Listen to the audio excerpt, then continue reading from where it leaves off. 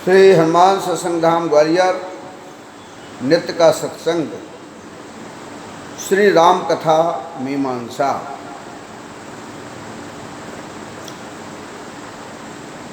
भरत जी अपने बारे में यह सुनिश्चित कर रहे हैं कि आप सबका हमें आशीर्वाद मिले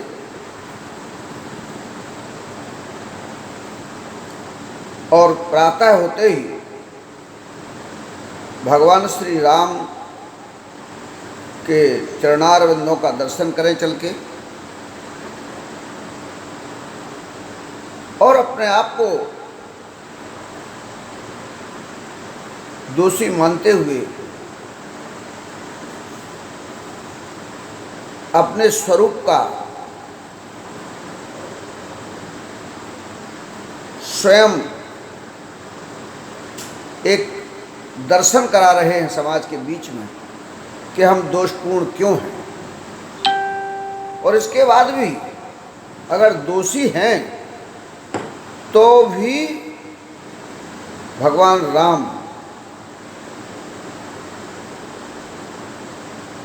जो हैं और माता सीता एक बच्चे की तरह हमें समझकर हम पर कृपा करेंगे, क्योंकि उन्होंने तो कभी भी किसी विरोधी का भी कभी कोई बुरा नहीं किया। ये भगवान श्री राम का स्वभाव है, इसलिए हमें आशीर्वाद दो। सुंदर वाणी से, सुंदर वाणी 4 प्रकार की वाणी होती है। उनमें जो परावाणी होती है वो पहले नंबर की वाणी होती है।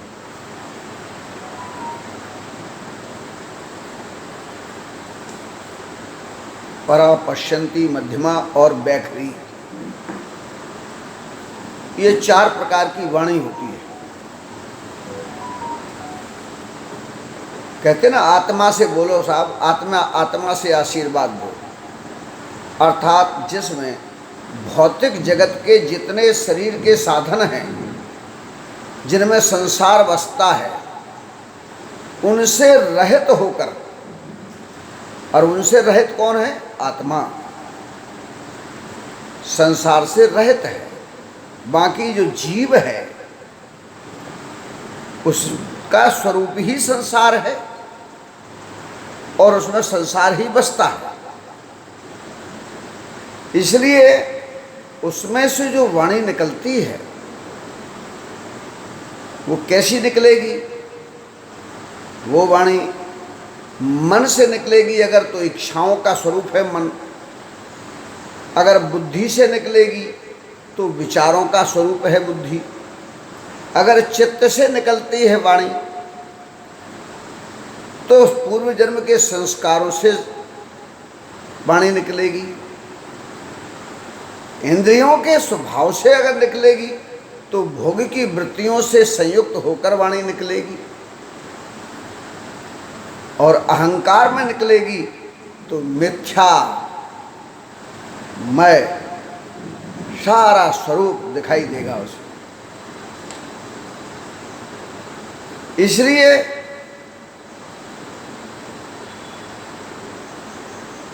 पश्यंती, मध्यमा और बैखरी, ये 3 वाणी जो हैं इनमें संसार बसता है। ये जब शरीर से निकलती हैं, किसी के मुख से निकलती हैं, तो इनमें संसार दिखाई देता है। और जो आत्मस्थ अवस्था से जो शब्द निकलते हैं वो परावाणी, मूलाधार से, जहाँ मूल जड़ परमात्मा का निवास है। कहते हैं ना कुंडलनी, ये वो स्थान है, नाभि का स्थल, उसके नीचे का जो भाग है मूलाधार का स्थान, वहाँ से जब वाणी उठती है,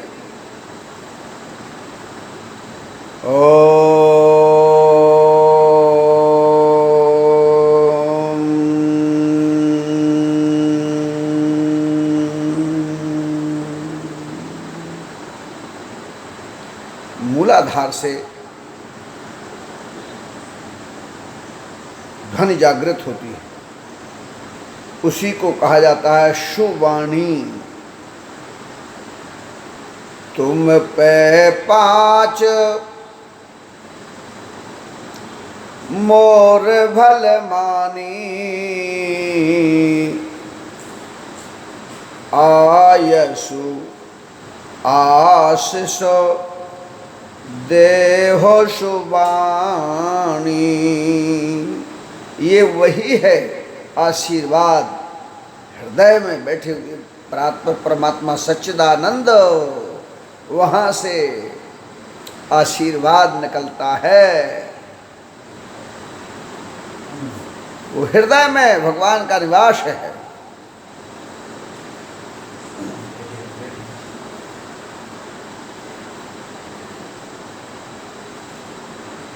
इसलिए हृदय से निकलने वाली जो ध्वनि है, और उठती कहाँ से है, वो मूलाधार से, वो शुवाणी होती है। इसलिए आप अर्थात अपना कोई स्वार्थ मत देखो कि भरत राजा हो जाएंगे। ये मत देखो कि पिता ने कहा है, ये मत देखो कि माता ने मांगा है, ये मत देखो कि भरत कैसा है।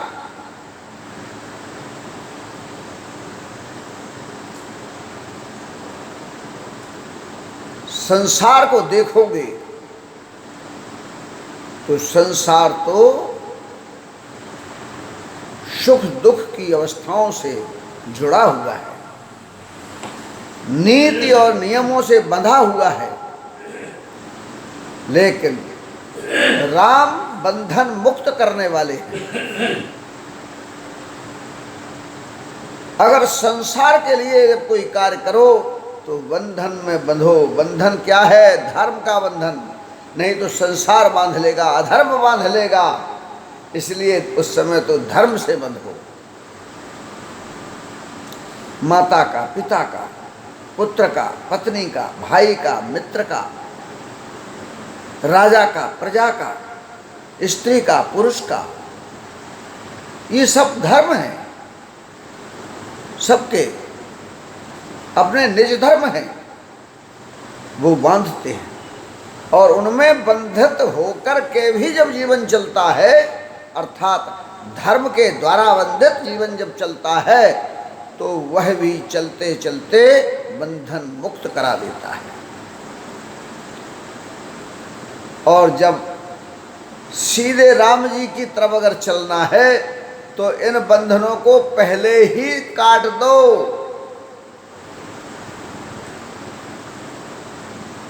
कि पिता की आज्ञा है, गुरु की आज्ञा है, माँ की आज्ञा है, प्रजा की इच्छा है, ये सारे बंधन काट दो। राम के लिए कोई बंधन नहीं, राम तो बंधन मुक्त करने वाले हैं। इसलिए राम की ओर दृष्टि मात्र अगर पलट जाए, सन्मुख हो जाए, प्रभु की तरफ हो जाए, तो बंधन नहीं रहते। बंधन में मत पड़ो। इसलिए फिर तुम्हारे अंदर की ना इच्छा कार्य करेगी, अर्थात न मन में इच्छा, न बुद्धि के विचार, न चित्त की वृत्तियां, और न स्वयं का अहंकार कार्य नहीं करेगा। और तब केवल आत्मस्थ ब्रह्म तत्व सच्चिदानंद की वाणी निकलेगी। ऐसी वाणी से मुझे आशीर्वाद दे दो, तो निश्चित रूप से मुझे अपना जन मान लेंगे। वो अपना जन समझ करके, वे ही तो जन्मदाता हैं सबके, जरूर कृपा करेंगे। और फिर अयोध्या राम लौट कर आए, ऐसा आशीर्वाद दो। फिर भी कहते हैं ये भक्त का स्वरूप है। भक्त के अंदर दृढ़ता बड़ी मुश्किल से आती है। इसलिए विचार की कथा, सोच की कथा चल रही है। वनगमन से लेकर के सारी कथा सोच है, सोच के आधार पर है। पूरे हर जगह सोच का, विचार का क्या प्रभाव पड़ता है और विचार से जीवन कैसे बदलता है, यही कथा है। इसलिए भक्त जब सोचता है, विचारता है, कहता है, तब उसके अंदर बार बार ज्ञानमयी दृढ़ता नहीं आती। इसलिए कहते हैं कि ज्ञान भी होना चाहिए। आज राम ज्ञान स्वरूप हैं, धर्म के साथ हों तो धर्म सुदृढ़ होता है, मजबूत होता है। राम ही आचरण है, राम से ही तो आचरण होता है। राम ही आत्मा है, तभी ये शरीर आचरण कर पाता है, और राम न हो तो ये आचरण नहीं करता। इसीलिए तो आचरण चरण लेकर के भरत जी आए हैं। आगे कथा आएगी। आचरण रूपी राम को जब धर्म लेकर आएंगे, तब धर्म रूपी भरत कार्य करेंगे। इसलिए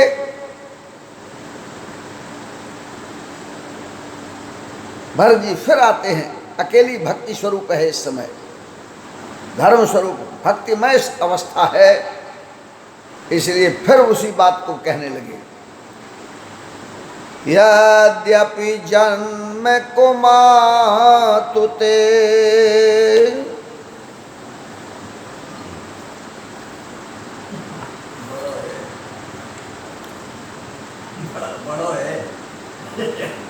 यद्यपि जन्म को मातुते, मैं सठ सदा सदोष, आपन जान न त्यागी हैं, मोहि रघुवीर भरोस।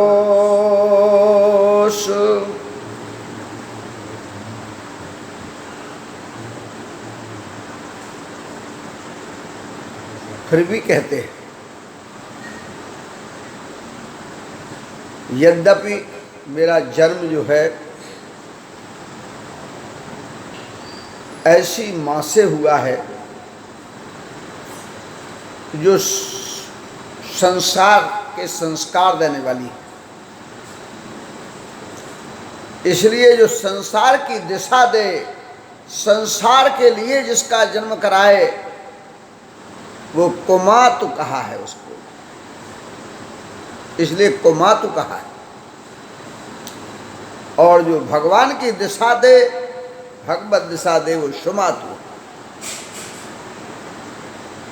इसलिए इस प्रकार की बात कहते हैं भरत जी। भगवान की ओर जब मुड़ता है जीव, व्यक्ति, संसार का कोई भी स्वरूप, धर्म या पुण्य, तो उसे अपना स्वरूप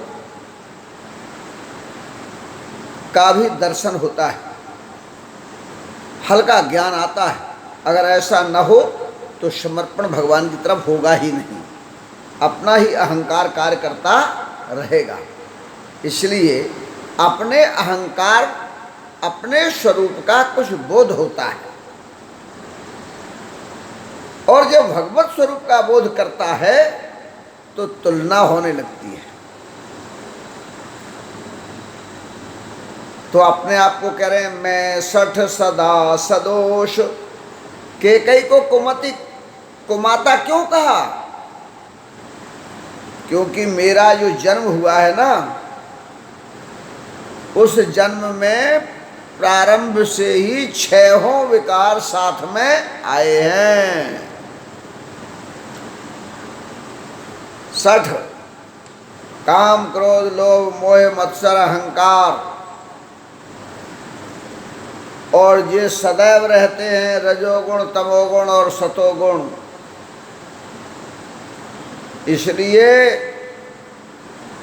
हम अगर इस दिशा की ओर बने रहेंगे तो ये सदा ही दोष बने रहेंगे। अर्थात जब संसार की ओर जो संस्कार आपको आगे बढ़ाएं तो कैसे भी बढ़ाएं उनमें दोष सदैव ही रहता है, सदा सदोष दोष सहित सदैव रहेंगे। और दोष कब मिटेंगे? जब संसार की दिशा बदल जाए और राम की ओर दिशा हो जाए, भगवत दिशा हो जाए, तब दोषों का मिटना संभव समझना। नहीं तो जो मैं बना है, जब तक मैं सठ, यही तो सबसे बड़ा है सठ। जब तक मैं रहेगा, मैं हूँ, अहंकार, मैं माने अहंकार, और ये अहम रूपी अहंकार 6 विकारों से संयुक्त होता है, त्रिगुणात्मक रूप से विकारग्रस्त होता है। इसलिए ये दोष माने गए हैं, क्योंकि ये दुख पैदा कराते हैं। इनसे जीव पाप पुण्य में फंसता है। दोष क्यों है फिर ये? इसलिए दोष हैं क्योंकि इनसे अशांति आती है, इनसे खुद को दुख होता है, दूसरों को भी दुख प्राप्त होता है। और ये चाहता सुख है, क्योंकि आत्मा तो राम ब्रह्म की अंशात्मक स्वरूप बनी है, इसलिए वो सुख स्वरूप है। और जो सुख स्वरूप हो, कोई बढ़िया एसी में रहता हो और उसको कड़कड़ी धूप में खड़ा कर दिया जाए तो बताओ कैसा दुख लगेगा उसे। ऐसे ही सुख स्वरूप आत्मा को जब संसार रूपी दुख में खड़ा कर दिया जाता है तो उसे दुख बहुत सताता है, परेशान करता है। इसीलिए कहा जाता है कि संसार से विरक्ति आए, संसार बसे नहीं, संसार में बसो तो, लेकिन संसार भीतर तुम में ना बसे। संसार में हम बसे, लेकिन संसार हम में ना बसे, ऐसी स्थिति तो दोष खत्म होगा। क्योंकि भीतर वास किसका है? राम जी का, सुख का, शांति का। तो एक को ही बसाओ जो सुख, शांति, सदाचार, समन्वय, सरलता, सहजता, दीनता, दयालुता, कृपालुता, शुचिता, पावनता, ये सब उसके अधीन है, उसके लक्षण हैं। इसलिए, लेकिन ये आ कहाँ से गए? ये हमारे आपके अंदर आ कहाँ से गए? अरे आ कहीं से नहीं गए। ये द्वैत जगत भी तो उन्हीं का है, ये संसार कोई अलग से तो है नहीं। ये उनका संसार उनकी इच्छा से बना, और उन्हीं की इच्छा से जब बना है तो अनेकता के कारण से इसके एक पक्ष के अनंत रूप हुए, तो उस अनेकता में द्वैत होता। अनेकता का मतलब ही द्वैत है, एक से दूसरा होना का मतलब ही द्वैत है। तो द्वैत जैसे ही संकल्प में आया, वैसे ही पाप पुण्य, धर्म अधर्म, सुख दुख, अच्छा बुरा, ये दोनों उत्पन्न हो गए। विपरीतार्थी इच्छा के अनुसार अनेक का संकल्प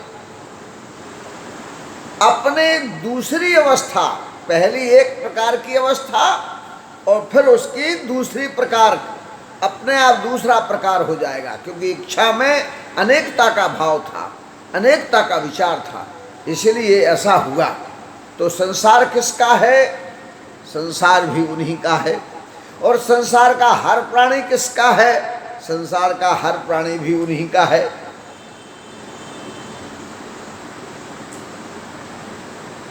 इसलिए मुझे भरोसा क्या है? मुझे ये भरोसा है, कहते ना, जब किसी को लगे कि ये तो सब हमारा ही है, अब चाहे अच्छा हो चाहे बुरा, भैया रखना तो उसे है ही।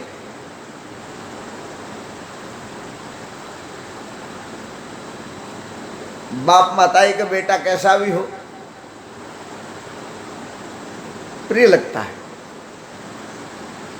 इसलिए कहते हैं हम तो पक्की गांठ बांध के कह रहे हैं कि हम तो दोषपूर्ण हैं। अपनी बात हम कह रहे, हमारे अंदर सब विकार सब दोष है, लेकिन ये दोष का संसार भी तो उन्हीं का ही है पूरा। इसलिए आपन जान न त्याग है। ये द्वैत जगत का दूसरा कारण दोष वाला भी उन्हीं का है। इसलिए हमको त्यागेंगे नहीं, क्योंकि हम कहीं अलग से नहीं आए, ये संसार कोई अलग से नहीं बना है, इस पाप का मुखिया कोई दूसरा नहीं है। अगर पुण्य का मुखिया है तो वही है, और पुण्य के मुखिया हैं तो वही है, धर्म के मुखिया हैं तो वही हैं, अधर्म के मुखिया है तो वही है, स्वर्ग के मुखिया हैं तो वही, और नरक के मुखिया हैं तो वही हैं, स्त्री के मुखिया वही हैं तो पुरुष के मुखिया भी वही हैं। इसलिए आपन जान न त्याग हैं। वे मानेंगे नहीं, वे तो जानते हैं कि हमारी ये सब। भगवान ने आगे चल के कहा है, सब मम प्रिय सब मम उपजाए। वही बात भरत जी कह रहे हैं कि आपन जान न त्यागे हैं। ये जानते हैं वो कि हम कोई दूसरे नहीं हैं, हम भी वही एक हैं। अगर अयोध्या मात्र से जोड़ें तो एक ही माता पिता की संतान है। अरे एक पिता, मुख तो पिता होता है, एक पिता की 4 रानियां हैं, लेकिन मुख तो पिता एक है। ऐसे इस संसार में शक्तियां अनंत हैं जिनसे संसार उत्पन्न होता है, लेकिन सबका पिता एक ही, जगत पिता एक है। उसकी ऐसे ही संसार में भी पिता एक है, रानियां 4 हैं, रानियां 3 हैं, रानियां 2 हैं, ऐसा होता है। तो संतान तो उस एक ही राजा की है, और हव्य से भी एक ही हव्य से उत्पन्न हुए चारों भाई, तो हमें अलग कैसे मान लेंगे। और उस परात्पर परमात्मा ब्रह्म राम का अवतार है, विराट स्वरूप ये सृष्टि उन्हीं परमात्मा ब्रह्म राम की ही तो है, और सब में राम ही तो बसते हैं। तो जितने भी द्वैत जगत का स्वरूप है, चाहे जैसा हो, अरे हम जैसे हैं वैसे उन्हीं के तो हैं, तो हमको कैसे त्यागेंगे? वो नहीं त्यागेंगे, ये मुझे पक्का रघुनाथ जी का भरोसा है। रघुवंश के वीर हैं, और रघुवंश ने सदैव ही धर्म के लिए कार्य किया है, पुण्य के लिए कार्य किया है। संसार में जो कार्य किया वो अद्वितीय रहा है। हरिश्चंद्र, भगीरथ, दिलीप, आज रघु, बहुत सभी उन्हीं में से। इसलिए तो दशरथ जी ने कहा था, रघुकुल रीत सदा चली आई, प्राण जाए पर वचन न जाए। इसलिए वो कहते हैं, मोहे रघुवीर भरोस, जो बदले नहीं, अपरिवर्तनीय हो। अपरिवर्तनीय कौन है? ये संसार तो परिवर्तन होता है, लेकिन जो इसमें रमने वाले राम है वो परिवर्तन नहीं होते। वो तो एक हैं, एक रस रहने वाले हैं, सदैव एक रस रहते हैं। इसलिए मुझे पक्का भरोसा है, तो आशीर्वाद तो तुम्हारा चाहिए, और जो होना है उसका कारण मैंने तुम्हें बता दिया। नहीं तुम लोग ये सोचो कि हम आशीर्वाद दे दें और हमसे प्रश्न कर दिया कि तुम क्यों लेके आए, तुमने इनका सहयोग क्यों किया, तो ऐसी कोई बात आने वाली नहीं है, क्योंकि सारे प्रजा के लोग, सारे लोग सब उन्हीं के तो हैं। अरे अपनों को कौन त्यागता है, अपनों को कौन हटाता है? अपनों को कौन भगाता है, केवल ये ज्ञान की आवश्यकता है कि तुम अपना किसमें समझते हो। सर्वम खलविदं ब्रह्म,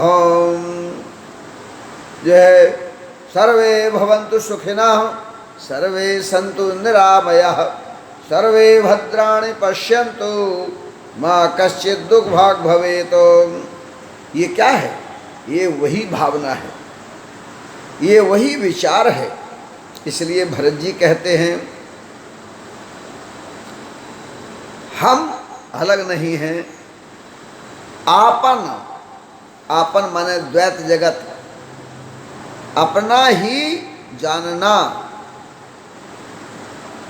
अपने ही स्वरूप का अंशात्मक जानना, ऐसा वो जानने वाले हैं, जानते हैं। इसलिए त्याग किसका किया जाता है? जो अपना न हो। एक सीट पे सामान रखा है और वो बर्थ हमारी आ गई इस स्टेशन से, तो वहाँ देखेंगे दूसरे का सामान रखा तो कहें भैया उठाओ ये सामान। तो त्याग उसका, जो दूसरा हो उसका त्याग करते हैं और अपना सामान बटोरते हैं और उसको अपने साथ रखते हैं। अरे ये सारा संसार राम का ही तो है और हम राम के हैं, इसलिए तुम राम के हो, तुम राम से अलग नहीं हो सब लोग। इसलिए ऐसी बात, ऐसा आशीर्वाद दो कि निश्चित रूप से वो फलित होगा, क्योंकि वाणी में भी तो राम ही हैं, इसलिए वो वाणी राम की ही है। और राम की उसी अवस्था से आपका आशीर्वाद और मेरा पक्का भरोसा और राम जी का लक्षण, जिसमें फिर संसार कार्य नहीं करता, चाहे कैसे भी संस्कार हो, चाहे कैसे माता पिता हो, चाहे कैसा समाज हो। जिस समय भगवान की भी कृपा जब होती है तो फिर सारी चीज़ें अप्रभावी हो जाती हैं। इसलिए मुझे ये पक्का भरोसा है, ऐसे ही दृढ़ भरोसा जब भी भक्त में हो जाता है तो आप देखेंगे कि भरत के लिए राम ने स्वयं कहा है, आगे कथा में आएगा, हे लक्ष्मण भरतय होय न राजबल। आगे के प्रसंग में उसको देखेंगे। आज भगवान के प्रति ऐसी निष्ठा, ऐसा भरोसा कथाओं के माध्यम से, सत्संग के माध्यम से कैसे भी उत्पन्न हो जाए, ये राम की कृपा है। बोलिए सियावर रामचंद्र की जय, उमापति महादेव की जय, पवन सुत हनुमान की जय, गोसाई तुलसीदास की जय, समाधि वाले महाराज की जय। जय जय सीताराम, हर हर महादेव।